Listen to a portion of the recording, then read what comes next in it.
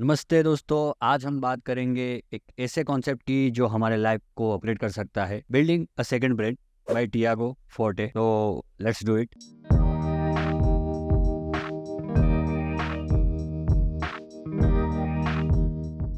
तो सबसे पहले बिल्डिंग अ सेकंड ब्रेन क्या है। इमेजिन करो हमारे दिमाग का एक और डिजिटल अवतार जिसे हम अपने थॉट्स, आइडियाज, नॉलेज के ट्रेजर को ऑर्गेनाइज करने के लिए बनाते हैं। 5 बिग आइडियाज। अब हम कोड CODE कोड मेथड की डेप्थ में जाएंगे। कोड यानी कैप्चर, ऑर्गेनाइज, डिस्टिल, एक्सप्रेस का डिजिटल असिस्टेंट आपके आइडियाज को एक ऐसे सिस्टमेटिक तरीके से मैनेज करने में मदद करता है। पहला है कैप्चर। कैप्चर मतलब पकड़ो। कैप्चर में आपको अपने थॉट्स को एक सेफ जगह पर स्टोर करना है, लेकिन याद रखो quality over quantity. Richard Feynman की तरह 12 फेवरेट्स प्रॉब्लम पर फोकस रखो और उसके अराउंड नोट्स बनाए। ऑर्गेनाइज। ऑर्गेनाइज मतलब रखो। ऑर्गेनाइज स्टेज में अपने नोट्स को एक्सटेंडेबिलिटी के बेसिस पर ऑर्गेनाइज करो। ये पारा PARA मेथड के साथ हो सकता है। पारा मतलब project, areas, resources and archives. जैसे हम किचन को ऑर्गेनाइज करते हैं, ऐसे ही हम अपने आइडियाज़ को ऑर्गेनाइज करेंगे। डिस्टिल। डिस्टिल मतलब निकालो। डिस्टिल में अपने कैप्चर आइडियाज़ को रिफाइन करो। प्रोग्रेसिव समराइजेशन के थ्रू अपने नोट्स को लेयर में डिवाइड करो। Highlights the main points, then highlights the main points of those highlights. इस तरीके से अपने नोट्स का एसेंस निकाल सकते हो। अब हम आए हैं कोड के अंतिम चरण पे, एक्सप्रेस। ये वही स्टेज है जहां हम अपने आइडियाज को दुनिया के सामने लाते हैं। कोड मेथड एक आम आदमी के लिए बहुत ही इजी है। रिमेंबर करो, कैप्चर, ऑर्गेनाइज, डिस्टिल, एक्सप्रेस। ये 4 स्टेज ही है आपके बिल्डिंग अ सेकंड ब्रेन के रास्ते में। Building a second brain summary. हम सब तो इंफॉर्मेशन के मजे में डूब गए हैं, लेकिन क्या हम उसे इफेक्टिवली मैनेज कर रहे हैं?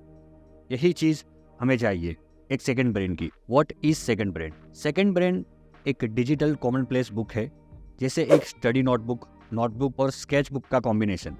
ये हमारे नॉलेज का पर्सनल कलेक्शन है जो हमें लाइफ टाइम के लर्निंग और ग्रोथ में मदद करता है। How a second brain work. Second brain को चलाने के लिए हमें 4 सुपर पावर्स चाहिए। आइडियाज को कॉन्क्रीट बनाने की एबिलिटी, आइडियाज के बीच नए कनेक्शन दिखाने की एबिलिटी, आइडियाज को टाइम के साथ डेवलप करने की एबिलिटी, और लास्ट अपनी यूनिक पर्सपेक्टिव को शार्पन करने की एबिलिटी। Digital notes app. ये सब कैसे होता है? डिजिटल नोट्स ऐप की 4 सुपर कैरेक्टरिस्टिक्स है: मल्टीमीडिया, इनफॉर्मल, ओपन एंडेड और action oriented. Stage of progress. अब हम देखते हैं किस तरीके से लोग सेकंड ब्रेन जर्नी पे निकलते हैं। रिमेम्बरिंग, कनेक्टिंग और क्रिएटिंग। ये 3 स्टेजेस होते हैं। Code method. कोड मेथड के थोड़ा डीप में जाते हैं। सेकंड ब्रेन बनाने का सिंपल और इंट्यूटिव मेथड है code, capture, organise, distil, express. पहला देखते हैं कैप्चर।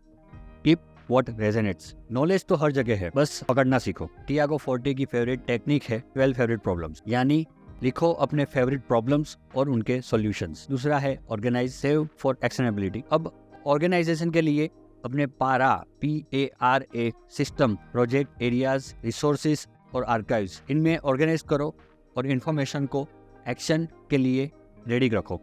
पारा PARA project, area, resources, archives. ये एक्चुअली क्या है, थोड़ा इसको हम थोड़ा डीप में जाते हैं। पहला है पारा। पारा में पहला है प्रोजेक्ट।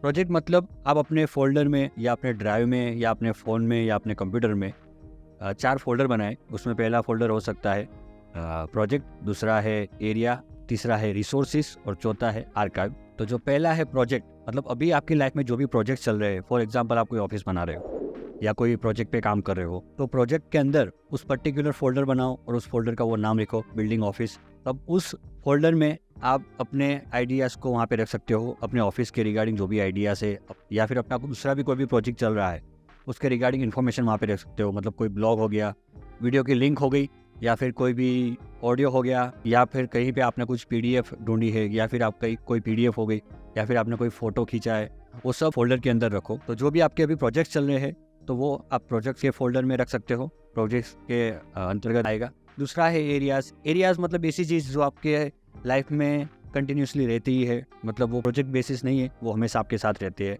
फॉर एग्जांपल एरियाज़ में आपकी हेल्थ आ गई, आपका फाइनेंस आ गया, तो वहाँ पे एरियाज़ के अंदर वो फोल्डर बनाइए, फाइनेंस, हेल्थ, रिलेशनशिप, व्हाटएवर, और वहाँ पे उसके रिगार्डिंग आप इन्फॉर्मेशन रखिए। फिर तीसरा है रिसोर्सेज।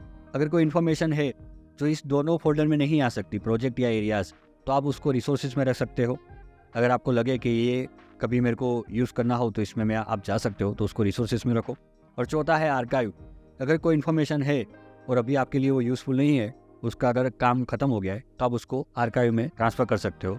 ऐसे आप PARA project, areas, resources, archives, ऐसे आप फोल्डर बना के अपनी इन्फॉर्मेशन को पूरी तरीके से ऑर्गेनाइज कर सकते हो। तो फिर कोड में तीसरा है डी फॉर डिस्टिल, मतलब फाइंड दी एसेंस। डिस्टिल करने का मतलब है नोट्स को हाईलाइट करना। फोटे का फेवरेट प्रोग्रेसिव समराइजेशन, जिसे लेयर्स में डिस्टिल करो और नोट्स को एसेंस तक पहुंचाओ। कोड में चौथा है ई फॉर एक्सप्रेस। एक्सप्रेस मतलब शो योर वर्क। आखिर में अपने आइडियाज को एक्सप्रेस करो, आइडियाज के पैकेट्स बनाओ और उनको रीयूज करो। IP इंटरमीडिएट पैकेट्स, यानी कि छोटे बिल्डिंग ब्लॉक। रिट्रीवल मेथड, जब हमें अपने आइडियाज दोबारा चाहिए, हम उसे रिट्रीव कैसे करेंगे। सर्च, ब्राउजिंग, टैग्स और सेरेंडिपिटी, ये सारे मेथड हमें मदद करते हैं अपने आइडियाज को रिट्रीव करने के लिए। प्रो टिप्स, टिप याद रखना, नोट्स इतना इंपॉर्टेंट होना चाहिए कि तुम्हारे फ्यूचर सेल्फ को मिलके वो बोले, वाह भाई क्या नोट है। अब कुछ बोनस टिप्स, हमेशा नोट्स बनाते वक्त ये चेक करो। इंस्पिरेशन मैटर, क्या ये नोट इंस्पायर करता है? अगर हाँ तो पकड़ लो। यूटिलिटी टेस्ट, नोट यूजफुल है या नहीं, अगर काम आएगा तो स्टोर करो। क्या ये नोट पर्सनल है? अपनी यूनिक पर्सपेक्टिव दिखाओ। कॉमन पिटफॉल, दोस्तों नोट सेव करते वक्त कुछ कॉमन मिस्टेक से बचो। उसमें पहला है ओवर हाईलाइटिंग। हर लेयर में 10 से 20% ही हाईलाइट करो। पर्पसफुल हाईलाइटिंग, हर बार नोट को टच करते वक्त पर्पसफुल हाईलाइट करो। इजी हाईलाइटिंग, हाईलाइट करना सिंपल रखो, कॉम्प्लेक्सिटी मत बढ़ाओ। बात करते हैं रियल लाइफ एप्लीकेशन की। अपने पर्सनल लाइफ में ट्राई करो। बिग प्रोजेक्ट हो या डेली टास्क, सेकंड ब्रेन सब पे अप्लाई होता है। एक बार ट्राई करो और देखो फर्क क्या होता है। इम्पैक्ट वैल्यू, सुनो ये मैं नहीं बोल रहा हूँ, ये स्टैटिस्टिक्स बोल रहे हैं। बिल्डिंग अ सेकंड ब्रेन से प्रोडक्टिविटी बढ़ सकती है, क्रिएटिविटी बूस्ट हो सकता है और स्ट्रेस कम हो सकता है।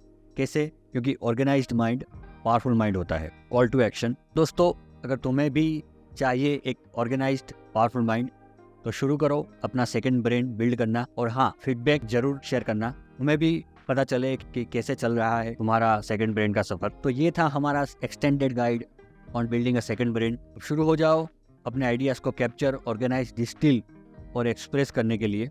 एक वर्ल्ड में रहो और टेक्नोलॉजी की मदद से बनाओ अपना second brain. Until next time, keep learning.